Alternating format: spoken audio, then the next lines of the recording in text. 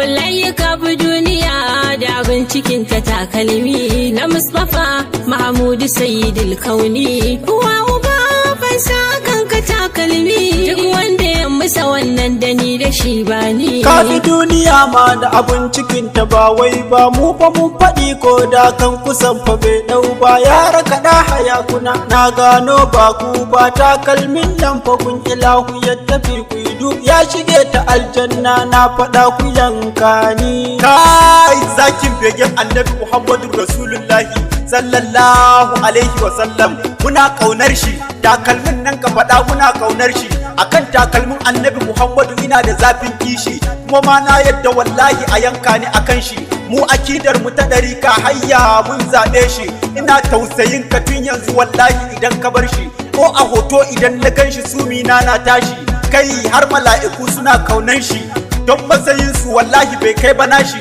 annabawa suna bayan shi zakin bege ina hauka na ma akan shi na yadda umma mutu wallahi akan shi takalmin nan kai ba na biyun shi Allah ma yana kaunar shi burin raina na ziyarce shi burin labbana na sumbace shi burin bakina na yi begen shi na idanuwa na su kalle shi labbaika ya takalmi mai kamshi labbaika ya sayyidina takalmin annabi Muhammadu Rasulullahi sallallahu alaihi wa sallam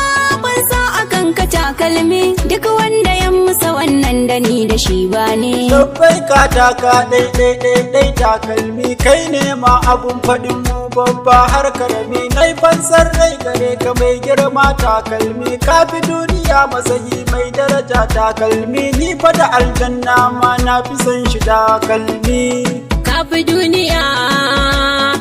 wallahi ka bi duniya da abin cikin ta takalmi na Mustapha Mahmudu Sayyidul Kauni uwa uba fansa